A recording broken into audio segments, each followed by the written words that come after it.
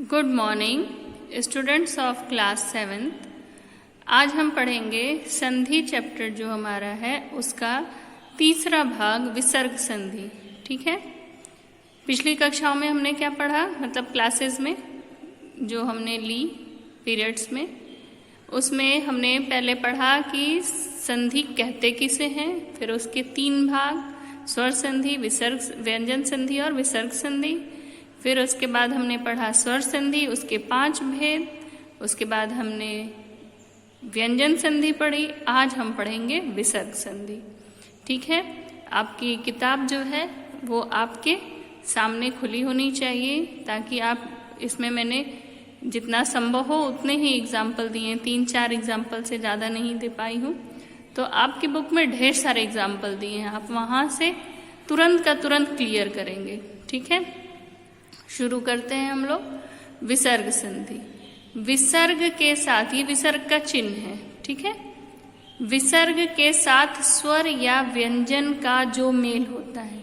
ठीक है, विसर्ग के साथ स्वर या व्यंजन का जो मेल होता है, संधि होती है, वही क्या कहलाती है, विसर्ग संधि कहलाती है। उदाहरण देखिए, नि पे देखिए विसर्ग का चिन्ह लगा है तो हो जाएगा निह।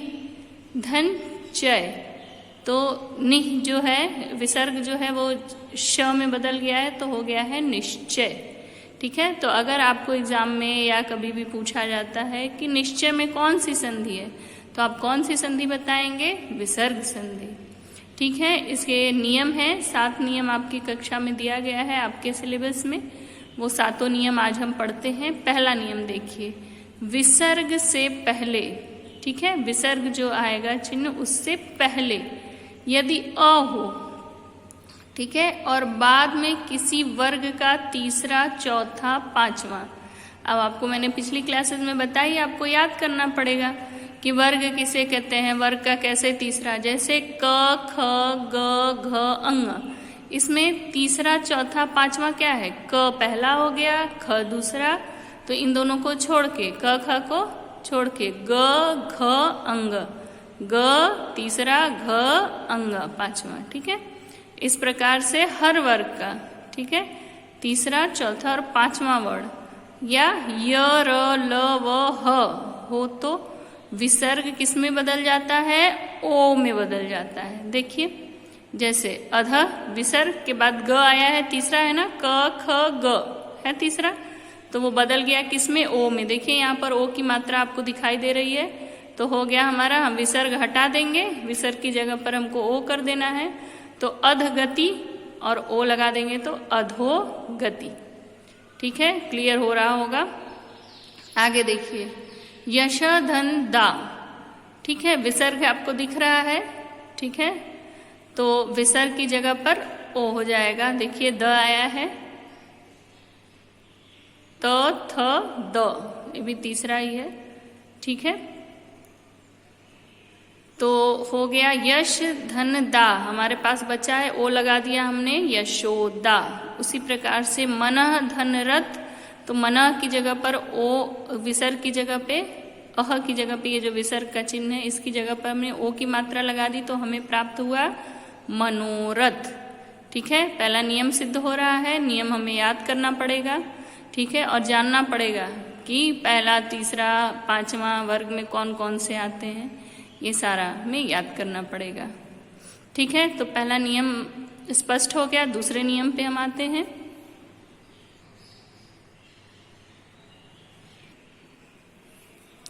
दूसरा नियम देखिए, विसर्ग से पहले अ, आ के अतिरिक्त कोई अन्य स्वर हो, अ, आ के अतिरिक्त कोई अन्य स्वर हो, तो बाद में कोई स्वर किसी वर्ग का तीसरा, चौथा, पांचवा अक्षर या य, र, ल, व, ह हो तो विसर्ग का र हो जाता है। ठीक है, नियम आपको याद करना पड़ेगा। यहाँ बताया गया है कि अ, आ के अतिरिक्त कोई अन्य स्वर हो, तो बाद में कोई स्वर किसी वर्ग का तीसरा, चौथा, पांचवा या य, र, ल, व हो तो र हो जाता है। र पे देखिए हलंत है, इसका मतलब आधा र है। देखिए आशी, धन, वाद, आपको बताया गया है। यहाँ पर देखिए व आया है, व, ठीक है, तो विसर्ग की जगह पर हमारा क्या हो जाएगा, र आधा। ये जो ऊपर र लगा है वा के, ये आधा होता है। ठीक है, तो हमारे पास हो गया आशीर्वाद। देखिए नि धन भय आया है हमारा विसर्ग, वह हम बदल दे रहे हैं र में, तो हो गया हमारा निर्भय, हो गया निर्भय। दु प्लस बुद्धि, र में बदलेंगे ऊपर जाएगा दुर्बुद्धि। ठीक है, इसी प्रकार से अगर आपको दे दिया आशीर्वाद, आशीर्वाद में कौन सी संधि है तो आप तुरंत बताएंगे कौन सी संधि है, विसर्ग संधि है। तीसरा नियम देखते हैं हम, यदि विसर्ग के बाद, किसके बाद, विसर्ग के बाद, वही जो चिन्ह यहाँ पे विसर्ग देखिए चिन्ह, उसके बाद च छ हो तो विसर्ग का श, अगर च छ हो तो विसर्ग का श, देखिए एकदम ध्यान से देखिए, ट ठ हो तो विसर्ग का क्या हो जाएगा श, और अगर त थ हो तो स हो जाता है। ठीक है, क्या हो जाता है, स हो जाता है। उदाहरण देखते हैं, उदाहरण से अधिक स्पष्ट होता है।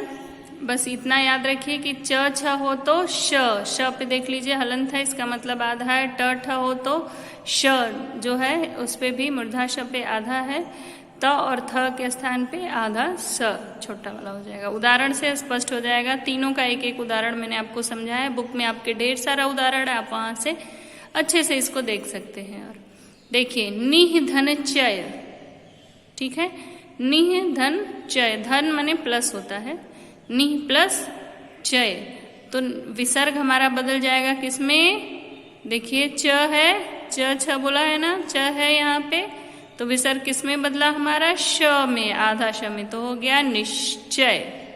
ठीक है, धनुष, धनु धन टंकार, धनु धन टंकार विसर्ग है और उसके बाद ट है, तो ट का किसमें हो रहा है, श में, देख रहे हैं आप एकदम आराम से, तो यहाँ पर हो जाएगा धनुष टंकार। ठीक है, नमः प्लस ते, नमः प्लस ते, ठीक है, विसर्ग है उसके बाद त आया है, देख लीजिए विसर्ग है उसके बाद त आया है, तो हो जाएगा आधा स, नमस्ते। ठीक है, निश्चय, धनुष टंकार, नमस्ते। ठीक है, अगला हम आते हैं, नियम संख्या हमारी कौन सी है, 4। चौथा देखिए नियम, यदि विसर्ग से पहले ईकार या ऊकार आए तो उसके बाद क ख प फ आए तो विसर्ग का श, आधा श हो जाता है। देखिए ईकार उकार, देखिए ईकार आया है ना, ये विसर्ग है और उसके पहले ई आया है। जब नी को तोड़ेंगे तो लिखेंगे न हलंत छोटी ई, लिखते हैं ना, जैसे मैंने बताया है घर का खंड करके लिखने वाला, तो वैसे ही हमको विसर्ग के पहले हमको क्या मिल रहा है, ई मिल रहा है। ठीक है, तो विसर्ग के पहले अगर इकार आए या उकार, यहाँ पर उकार आ गया, देखिए विसर्ग के पहले ऊ की मात्रा है। ठीक है, तो क्या है, और उसके बाद ये इधर साइड में, दूसरे साइड में क ख प फ, देखिए क प फ है ना, ये आ जाए तो क्या हो जाता है, श में, आधा श में बदल जाता है। निह धन पाप निष्पाप, निह धन फल निष्फल, दुह धन कर दुष्कर। ठीक है, अगला देखते हैं, विसर्ग से पूर्व, 5वां नियम है, विसर्ग से पूर्व पहले अ हो तो अ हो और बाद में क ख प फ हो तो कोई वर्ण हो तो, से कोई भी वर्ण हो इनमें से, क ख प फ में से। ठीक है, तो विसर्ग क्या होगा, ज्यों का त्यों, एज इट इज उसको रख दिया जाएगा। ठीक है, देखिए विसर्ग है, विसर्ग के बाद क आया है, देखिए इनमें से कोई भी, विसर्ग के बाद प आया है, ज्यों का त्यों रख दिया गया। प्रातः काल प्रातः काल, अधः धन पतन अधः पतन। ठीक है, आसान है। अगला नियम देखते हैं, नियम संख्या 6।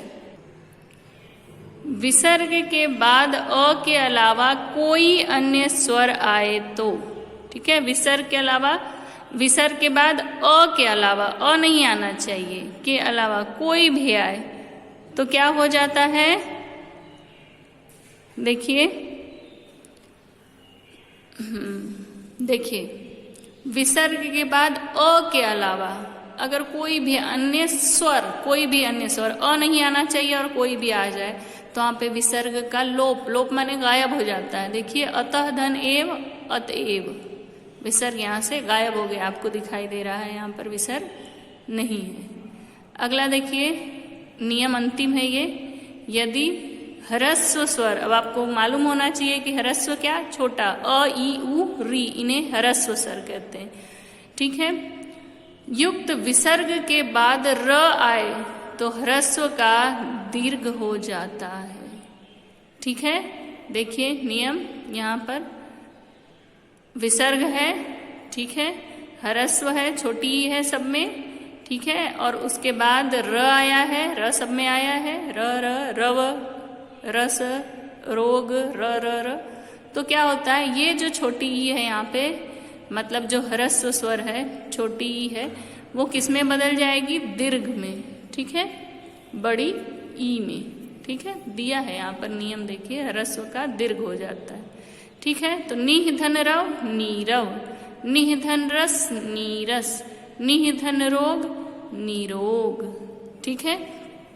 इस प्रकार से यह पाठ आपका क्या हुआ, यहाँ पर समाप्त हुआ, ठीक है। आपके पास किताब है, आप इसका अभ्यास कार्य करने का प्रयास करें। अगली क्लास में हम इसका अभ्यास कार्य करेंगे, ठीक है। आज की कक्षा हम यहीं पर समाप्त करते हैं। धन्यवाद।